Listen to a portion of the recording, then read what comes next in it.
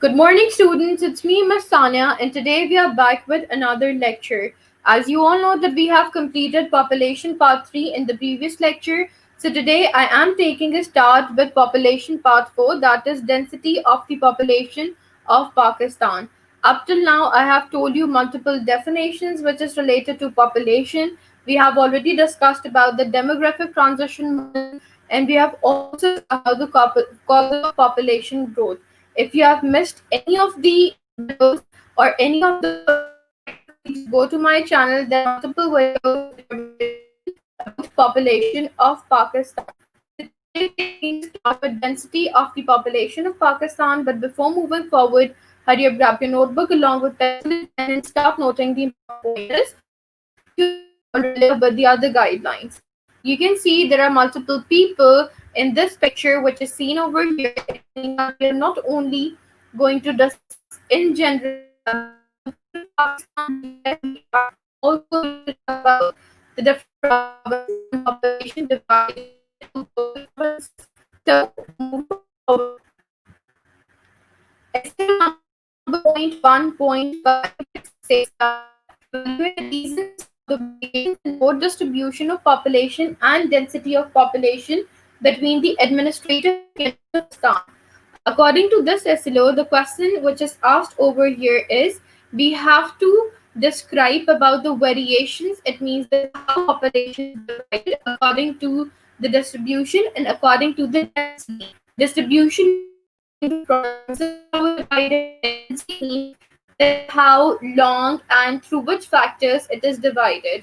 So we are going to discuss each and everything in the administrative units of Pakistan. Administrative means it carries economic, political, mission, social, etc. Now, before moving forward, let us discuss about the definitions which are important for you to understand, and then we'll move forward. Starting with population density. Population density is a measurement of the number of individuals within a defined space. When saying a space, let's suppose I'm talking about Balochistan.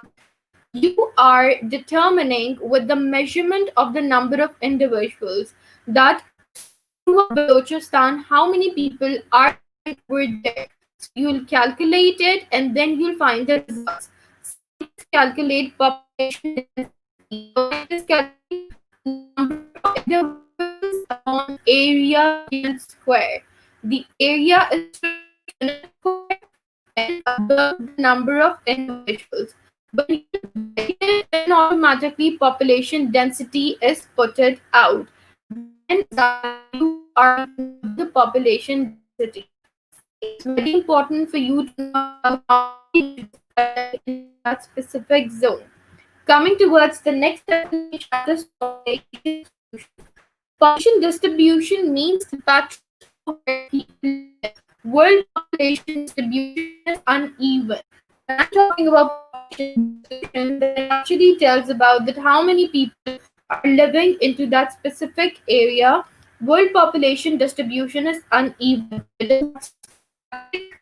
You can say that it is not stable. It is uneven because it is expanding day by day.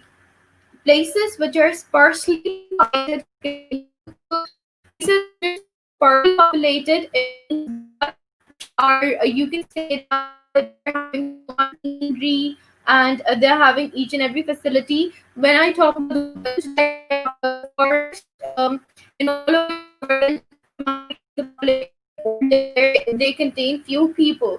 Places which are densely populated, those places very densely populated, it means that we can say that urban. It contains more people compared to other. Population density is the measurement of number of people in an area. It means that it is the measurement which you are taking out and then you're highlighting that how many people are living in that specific area. Now let's discuss about the difference between population density and population distribution. When I'm talking about population density, then it means that measure of the number of organisms that make up a population in a defined area. There is already a defined area for all of you, how many people are living over there. So you're talking about it, that is population density.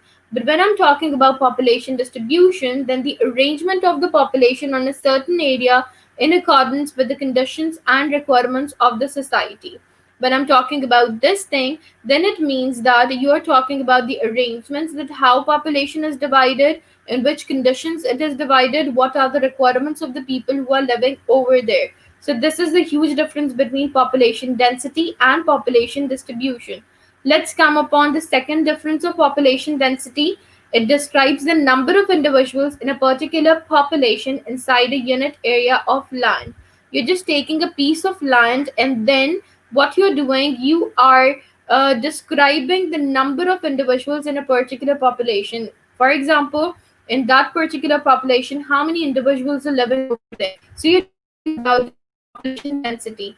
But when I talk about population distribution, then it describes the variability of the spread of the population in a particular area. Then in the variability, you can see that it is speaking about the spread of the population, that how many population is living over there in a particular area. Yeah, right. So this is the major difference between both of the terminologies. Then this is the map of Pakistan. You can see multiple cities of Pakistan. We are going to discuss in the further slides about all of these cities. Now, starting with that question, which states that you have to describe variation between population density and population non-population distribution. So, in this slide, we are going to discuss about each and every city in detail. Starting with the first, natural topography. Natural topography means the natural and physical features which are present. They are not the creation of mankind, they're the creation of God. So we are going to discuss about all of these factors, right? We are going to discuss about the examples of areas or cities with high population density in which people are living in majority. When I'm talking about Punjab and Sindh, so you can say that there is high population density. The major reason is because the land is flat or undulating. It means that here the land is flat, the land is fertile, here the land is smooth, and you can live over here, right? It is not creating any sort of disturbance for the living people. And then there is another example that why people are in majority in parts of Sindh and Punjab is because here we are having also different mountains, and we are also having different hills which are steep or rugged mountains. Steep and rugged mountains, the major reason behind that is because we are having so many beautiful places in Punjab and Sindh. See, when I'm talking about Karakoram, Himalayas, Hindu Kush, and Chagai hills, these are the beauties of Pakistan. Now there is another factor. Whenever we talk about the beauties of Pakistan, so there are multiple tourists from different world. They came to Pakistan to visit it because Pakistan is a very beautiful country. So the major reason is when I'm talking about the mountainous or hills areas, then majority of the population is the rural area population which is living over there, right? And they are receiving different tourists, and they are economically running their grounds from that thing. So this is the main reason that there is a high population density. And yes, when I'm talking about flat or undulating lands, the major reason is Punjab is dependent upon agriculture. So flat lands really help them out, and undulating lands really help them out to expand the variations in forms of agriculture. Now, another factor, dopes located in Punjab. When I talk about dopes located in Punjab, then it means that the land is basically fertile. The land is not balanced. The land is, some parts of it are balanced and flat, but some parts are having dopes, right? When I'm talking about dopes, so you can see over here that in Doab, Sargodha, Faisalabad, Jung, and Shaiwal, Hushab, etc. So these are basically the cities which are over there, right? Now, coming towards the next part, as I've already mentioned you about it, that how we are signifying, you can say that how we are basically describing them. Now when I talk about the term dopes, then dopes basically means that it is used in South Asia for the tract of land lying between two convergence or confluent rivers, it is similar to an interflow. Now, when I'm talking about doab, then it basically means that the line which is interlinking or intersecting the rivers and lakes. So, automatically, in the parts of Punjab, it is used for agricultural purpose, and it is also used for different vegetation. And when the rivers are connected to that, then it is very easy to grow lands, or it is very easy to grow vegetation over there. So this is the main reason that why population of Punjab is in majority, because many of them are dependent upon agriculture, and they are having all of those resources which are needed for a living. Now coming towards the second part, that is climate. When I talk about climate, then there are multiple different cities which lie under this zone.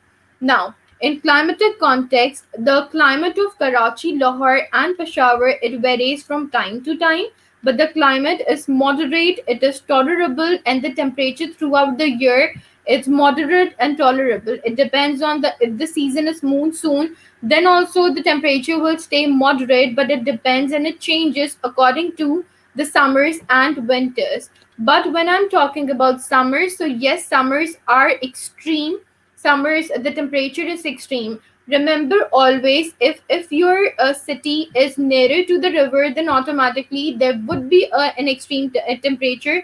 But as compared to all of those cities which are not you can say that which are not related, or which are not connected, or which are far away from the rivers, then the temperature of those cities will be extreme.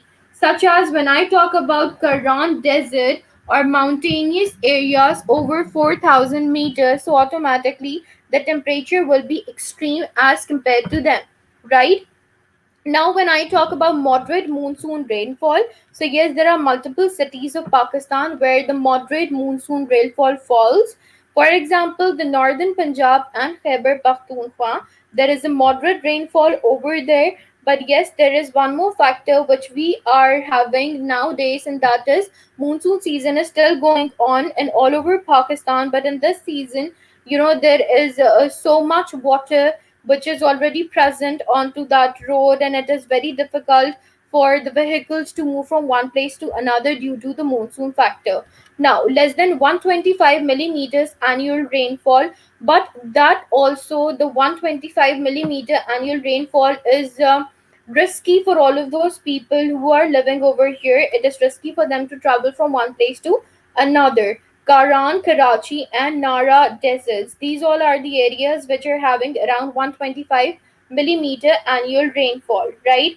Coming towards natural vegetation, when I talk about natural vegetation, then in natural vegetations we are having bulk amount of barren lands and mangroves which grow in Pakistan. You can see over here in the chart which is given, right? And then southwestern Balochistan swamps along coast of Indus Delta. It means that how they are connecting from one place to another place. Balochistan is a very beautiful place of Pakistan, right? You can see it over here, and yes, the province of Pakistan, and then in Balochistan we are having barren lands as well. But in Balochistan, we are having another importance of river which connects it, and tourists do visit over there. And another beauty and context is mangroves, which do grow over there. Now we will discuss the next part in the next slide. All of those remaining things which are left over here. I hope this presentation turns out to be something really important and informative for all of you. If you people still are having any sort of questions, so definitely you can ask me on KP. I will respond you over there. Inshallah, we'll return with the part 2 in another slide. Till then, take care. Barakallah and